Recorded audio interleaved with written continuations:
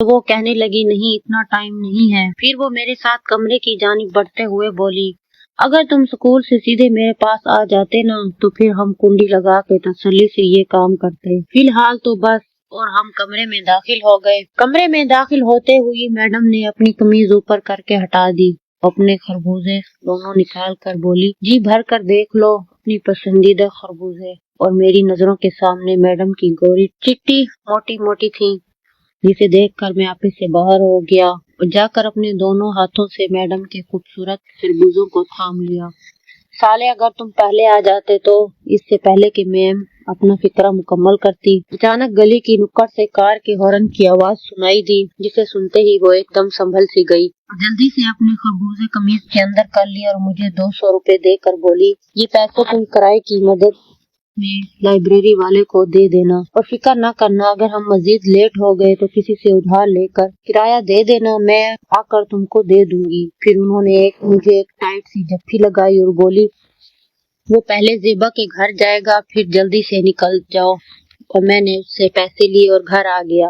اگلے دن میں حسب معمول اٹھا اور تیار شیار ہو کر اسکول جانے کے لیے جیسے ہی گھر سے باہر نکلا تو دیکھا کہ سامنے سے ارمینا کے گھر سے ماسی ارسال کو لے کر میری ہی طرف آ رہی تھی۔ انہیں دیکھ کر میں تھوڑا شرمندہ ہو گیا، کیونکہ میں نے ماسی کو کہا تھا کہ میں خود ارسال کو لے جایا کروں گا۔ چنانچہ ماسی سے نظریں ملتے ہی میں نے کہا سوری ماسی جی، میں نے تو سمجھا تھا کہ آج ارسال چھٹی کرے گا۔ تو میری بات سن کر ماسی نے مسکراتے ہوئے کہا کہ ہاں بیٹا تمہارا نہیں، اس کا بھی یہی خیال تھا، اور پھر ارسال سے بولی بھائی کے ساتھ اسکول جاؤ اور جب تک یہ تمہارے پاس نہ آئے تم نے اسکول کے گیٹ سے باہر نہیں نکلنا۔ پھر وہ میری طرح مخاطب ہوئی اور کہنے لگی بچے یاد سے ارسال کو اپنے ساتھ لانا، اور واپس اپنے گھر کی طرف مڑ گئی۔ میں نے دیکھا کہ ارسال کا موڈ خاصا خراب تھا، چنانچہ میں نے اسے ویسے ہی چھیڑنے کے لیے کہا یار تم نے آج چھٹی کرنی تھی۔ میری بات سن کر وہ بڑے تلخ لہجے میں بولا بھائی جان آپا نے نہیں کرنے دی، خیر آج تو اس نے میری چھٹی روک لی ہے،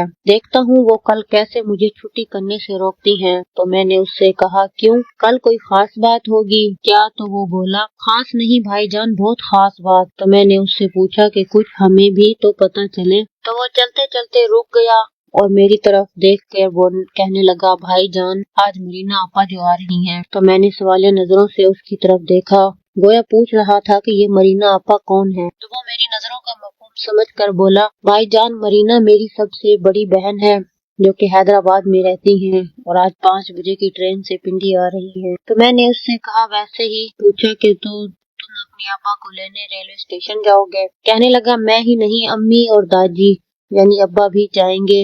اس کی بات سن کر میرے کان کھڑے ہو گئے اور میری شیطانی دماغ میں یک لخت ایک خیال بجلی کی سی تیزی سے کوندا، اور میں نے دھڑکتے دل سے اس سے پوچھا کیوں تم ماسی اور چاچا ہی جاؤ گے، امینا باجی کو ساتھ نہیں لے جاؤ گے؟ تو وہ الپرواہی سے بوال داجی ابا کہتے ہیں اسٹیشن پر لڑکیوں کا کوئی کام نہیں، اس لیے وہ گھر پر ہی رہے گی۔ اور ارسال کی بات سن کر میرے دماغی شیطانی منصوبہ بننے لگا اور میں دل ہی دل میں اس کے تانے بانے جوڑنے لگا۔ اسی دوران ارسال کا اسکول بھی آ گیا اور وہ مجھے ٹاٹا کرتے ہوئے اسکول چلا گیا اور میں اپنے منصوبے کے بارے میں سوچنے لگا۔ اسکول سے واپسی پر میں نے جلدی جلدی کھانا کھایا، 3 بجے ہی چھت پر جا کر ناکا لگا لیا۔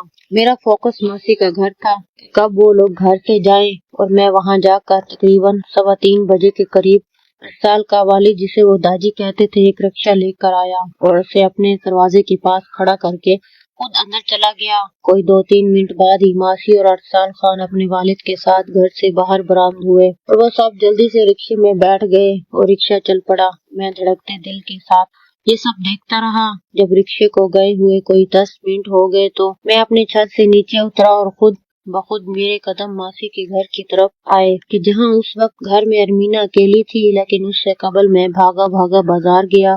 پی سی او پر جا کر ریلوے کی انکوائری والوں سے پوچھا کہ کیا کراچی سے آنے والی ریل ان ٹائم ہے یا نہیں، تو انہوں نے میری توقع کے عین مطابق بتایا کہ مطالبہ ٹرین 2 گھنٹے لیٹ ہے اور یہ ٹائم بڑھ بھی سکتا ہے۔ یہاں سے مطمئن میں نے ادھر ادھر نگاہ دوڑائی ہو کر میں واپس اپنی گلی کی طرف آیا اور پھر احتیاطاً تو ساری گلی کو سنسان پایا۔ ویسے بھی گرمیوں کی دوپہر کو کم ہی لوگ گھروں سے نکلتے ہیں، تو میں جلدی سے ارمینا کے گھر کے پاس گیا हस्बे मामूल दरवाजे पर पर्दा लटका हुआ था। मैंने वो पर्दा हटाया तो दरवाजा बंद था। ये पहली दफा थी कि मैंने उनके घर का दरवाजा बंद पाया था, वरना ये हमेशा ही खुला ही मिलता था। खैर मैंने पर्दे के अंदर ही रहते हुए दरवाजे पर हल्की सी दस्तक दी, लेकिन कोई जवाब नहीं आया। फिर मैंने कदरे जोर की दस्तक दी तो अंदर से अरमीना की आवाज सुनाई दी, कौन? और उसके साथ ही दरवाजा खुला और मैंने देखा तो मेरे सामने मेरे सपनों की रानी अरमीना खड़ी थी। उसने सुर्ख रंग का सूट पहन रखा था जिसमें कयामत लग रही थी। मुझे देखते ही उसने अपने दोनों हाथ अपनी बैग पर रखे और बोली, जी फरमाओ। तो मैंने कहा मुझे अंदर आना है। तो वो बोली घर में इस वक्त कोई नहीं है। तो मैंने जवाब दिया कि इसीलिए तो मैं अंदर आना चाहता हूँ।